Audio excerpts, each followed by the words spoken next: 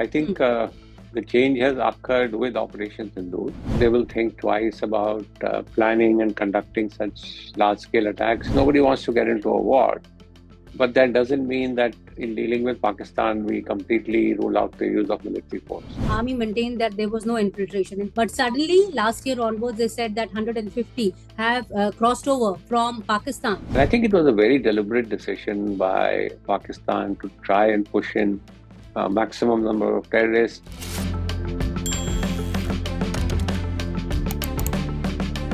Prime Minister Narendra Modi clearly spelled it out that now Operation Sindoor is the new normal and India won't be tolerating any attacks from Pakistan. He said that the military operations, although have been suspended, but only temporarily. And India is watching Pakistan minutely. To understand the dynamics as to how they are going to unfold in coming days, I am joined by Lieutenant General Decoding Hooda, a man who commanded the army in that sector in Northern Command, and he also led various operations, especially Operation Surgical Strikes. Welcome, sir, to Indian Express. Do you think, sir, the dynamics as far as India and Pakistan after Operation Sindoor will change? Oh, Neeta, they have already changed. I think the change has occurred with Operation Sindoor. As compared to 2016, 2019. This operation was on a much larger scale. I think the strategy behind it was completely different. That we are not only going to hit tactical camps, but we are going to hit at the heart of terrorist leadership. So as Prime Minister Modi said, that we are going to go after people who are behind the terrorist attacks and not merely the terrorists themselves. So I think this has been a very strong signal that has gone out. And also our willingness that, we could escalate into a larger conflict if you continue to do this. So I think the dynamics have completely changed. So you also talk straight. Yesterday, I was reading a statement from former army chief, in which he said that war is not a Bollywood movie and there is nothing to celebrate. So what are your views on it? No, absolutely, Neeta. Getting into a conflict has risks, it has costs to the nation. But having said that, doesn't mean that if Pakistan continues to do what it's doing, that we are going to be reluctant to use military force. I think that has clearly been shown that unless Pakistan changes its ways, we have the military option, we have the right to use it, and we have used it. So yes, nobody wants to get into a war, but that doesn't mean that in dealing with Pakistan, we completely rule out the use of military force. What about tactics? Yesterday also we cited some drones over Punjab also and in Samba sector also. Though Indian Army played it down, they said they are only very few. But the question is, why few also? Already a ceasefire has been declared. So why few also? So do you think that Pakistan will continue with its tactics or will it change? Look, I think a very strong message has also gone out to Pakistan. The kind of damages that they have suffered. So my own sense is, at least for now, the ceasefire will hold. Yes, these small things like drone incursions or flying of drones along the border is going to continue. Drones actually have now become sort of almost a central part of any combat operations, and we are seeing that in Ukraine, and we saw that in this brief 3-day skirmish that we had with Pakistan, that more and more drones are going to be used. Look, Neeta, this is like a risk-free option. You're not putting your soldiers at risk. These are not very costly, instruments. So use them as you can. But I think the larger ceasefire should hold. And what about, sir, like after Shivpuri, Pahalgam was again a dastardly act, in which innocent tourists were killed. I've been covering Kashmir for so long. I have also never heard, so many have been killed. So do you foresee that these kind of attacks are going to again take place, or is Pakistan going to mend its way now that even America is in the picture? Look, I think I won't say Pakistan will mend its ways. I mean, that I think will require very long-term sustained pressure, both from India as well as from the international community. But I'm sure there is going to be caution. I'm sure they will think twice about planning and conducting such large-scale attacks, knowing that the reaction from India is now inevitable. It's not a question of if it happens, but when it happens. So I think there will be some caution on the Pakistan military leadership. Prime Minister Narendra Modi, when he was addressing the nation on Buddha Purnima, he also said that talks and terror cannot go together. Terror and trade cannot go together, and water and blood also cannot flow together. So, what is the message that he was trying to give it to Pakistan and the international community? Please explain it to us. Look, I think he was very clearly saying that we are now fed up with what is happening, and that bilateral relations cannot absolutely be restored until Pakistan resorts to terrorism as an instrument of its state policy.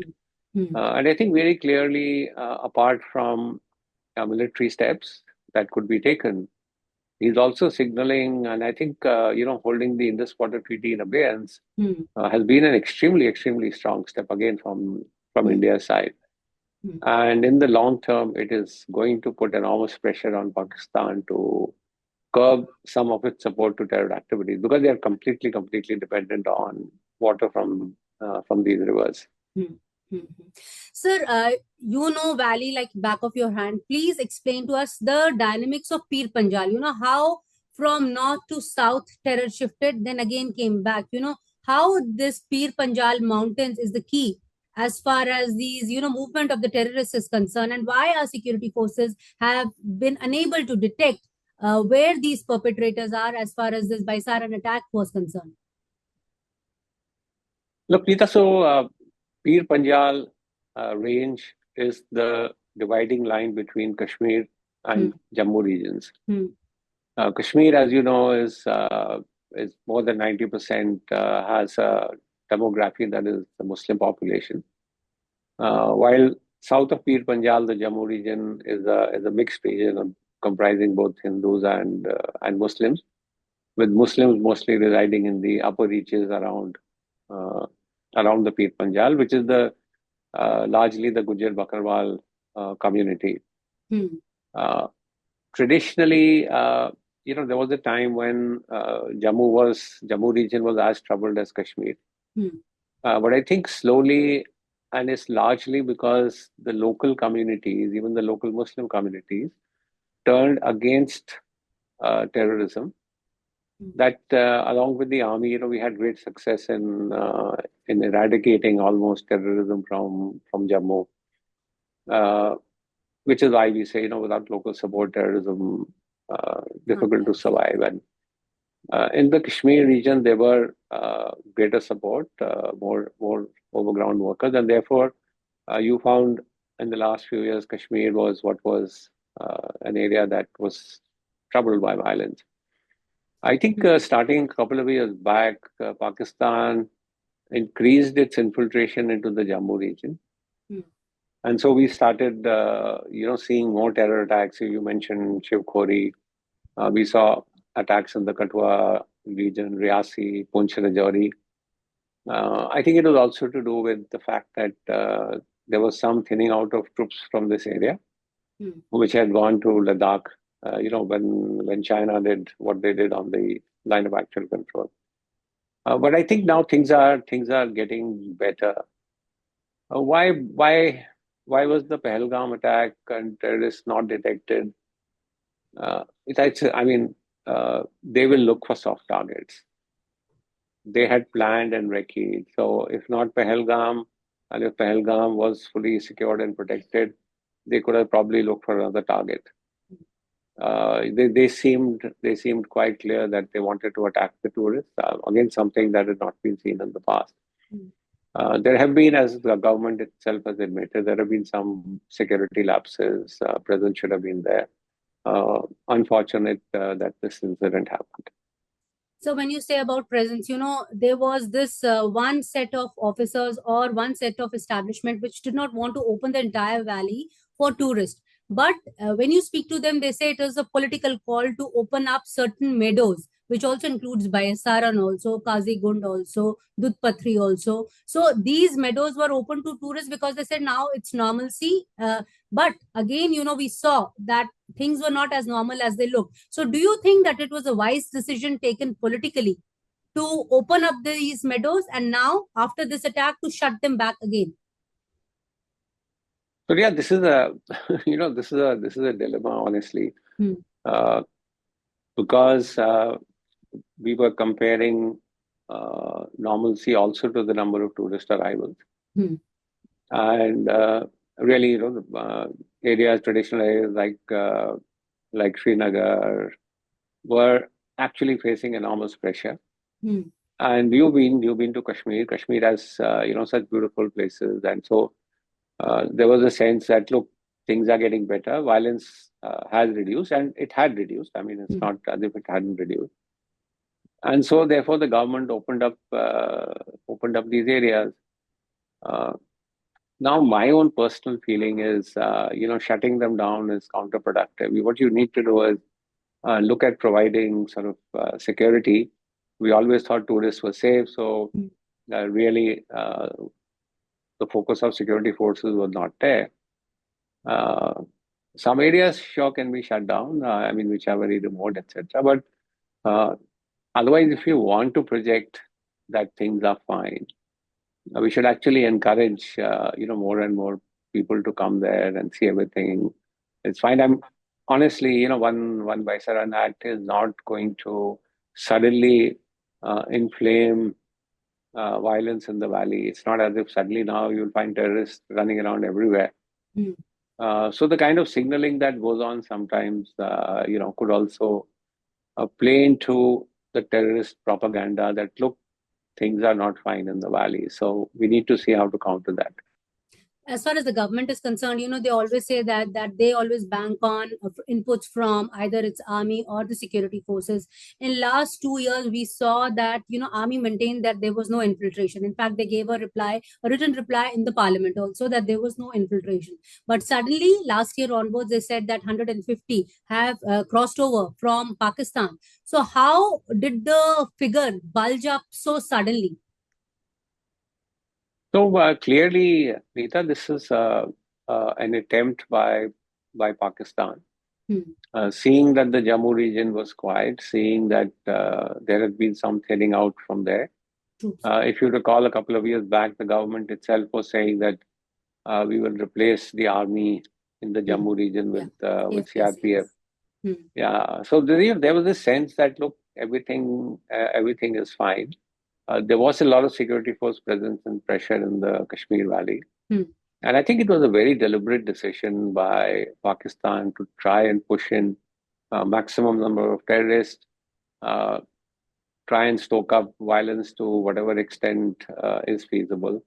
And so there was infiltration. I mean, the Director General Police himself gave this figure of 150 terrorists who have come in. He also said they are much better trained. Yeah, hardcore. Yeah. And sir, one more thing, like this Pahalgam attack. Now, National Investigating Agency is probing it. They have also asked locals to come forward with any sort of information or any video footage that they have of the attack so that they can probe it further. So when I'm just asking because you have seen so many attacks and you have also closely worked with all sorts of agencies. So what kind of evidence our investigating agency, especially NIA, would have gathered from the spot? And now that they're asking public support, do you think that the evidence gathered from the spot was not enough? So clearly, Neeta, if you had a few casualties, etc., among the terrorists, that would have given you much clearer indication of who these people are, what group they belong to, based on their own identification, the kind of things that they carry. Since these terrorists have all of them have escaped, so on the ground we are only doing forensics about, say, perhaps what kind of weapons they were carrying, based on the fired cases. from eyewitness reports, what all items they were carrying, what did they look like, and so they've created some sketches of what they look like. There was also information that at least some of these have come from Pakistan and have been in the Kashmir Valley for some time. Yeah. And so I think if they've stayed there, obviously they've had support of some overground workers. That's why information from locals is critical to sort of identifying as to where they stayed, who they are. And also if anybody has seen them, because it's been quite some time now and none of these people have been caught, as to where they could be and what kind of operations need to be launched. So I think all that information, a lot of it will come from the local people. So shelling, when it was taking place all along LOC and also international border, many of our villagers succumbed to injuries. In Samba alone, there was a casualty of around 15 to 20 people. Right now, the counting is going on. We also lost two of our officers also, including a district commissioner. So, do you think things will change in coming days, or such kind of skirmishes will continue between these two nuclear neighbors, because we saw bat action also in April and all. The lieutenant governor said that, they have increased vigil, and there was an audit also of entire LOC and international border done to find out from where they are crossing over, but nothing was found. So, what is the clear picture for, in the end, only innocent lives are being lost who are living all across LOC and IB? So, Neeta, both countries reached a ceasefire understanding in 2021. And that really provided enormous relief to the locals. As you rightly said, when these ceasefire violations occur, actually maximum casualties are caused among civilians. It's not only casualties, the daily livelihood gets affected. You can't do farming, you can't go to school, lots of problems.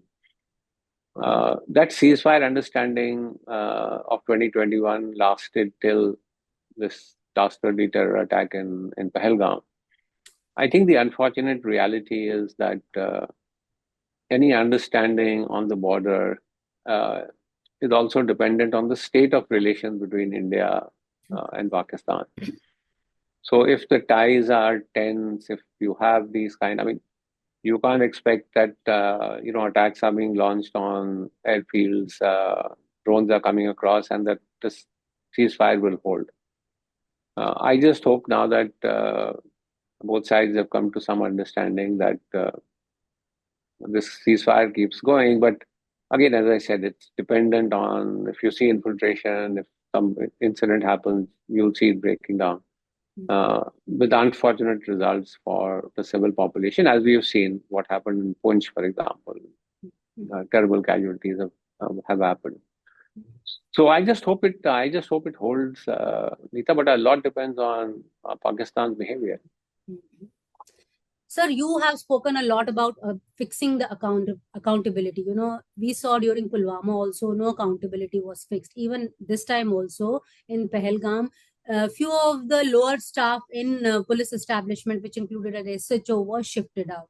So, do you see our intelligence agencies or our security forces, they fail to fix up responsibility somehow, and that sends a wrong message everywhere? What do you have to say on that?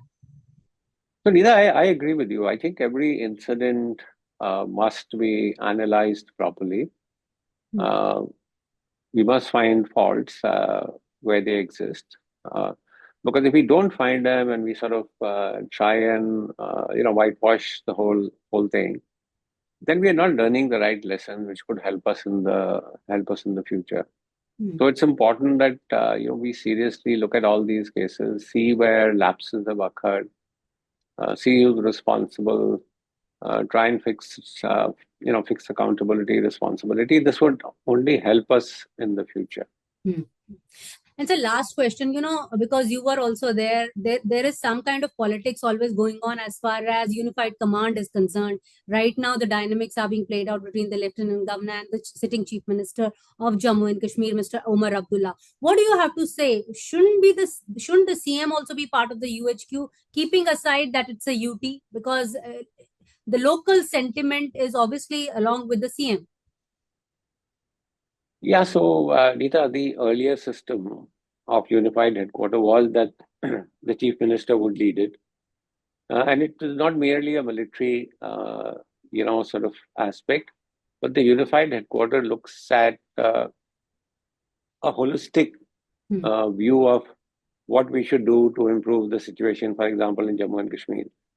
So it's not only to discuss security issues. The finance people from the government, the home secretaries to be there, so that you have a sort of a larger picture of how to deal with incidents. Now that the situation has sort of changed because it's a UT, my advice would be that the chief minister is an essential part of of the whole governance structure. And so if you're having a unified headquarter meeting and discussing the overall situation, it would not be right to keep the chief minister out of it. He needs to be clearly a part of it. And one more question that, now the opposition is saying that there should be a special session so that the opposition should also be briefed about Operation Sindoor. Do you think that the government should come forward and, should come clean and also take opposition in confidence regarding Operation Sindoor, although there has been an all-party meeting already? So, Neeta, I agree. There has been an all-party meeting, and on matters of national security, I think we need to take a stance where all political parties come together. Pakistan is not a BJP or a Congress problem. It's a problem for the nation and all political parties. So it would be good if they are also kept in the loop. They are briefed about it. Now, I don't know whether Parliament is the right place to discuss this in full public view, or they should be, as was there in the past, an all-party meeting. But I think it's good if all political parties are sort of taken on board and briefed about what objectives were, what has been achieved, what is the purpose behind it, etc. Okay. And, even the BJP is now going to start with the Tiranga Yatra for 11 days throughout the country, celebrating the victory.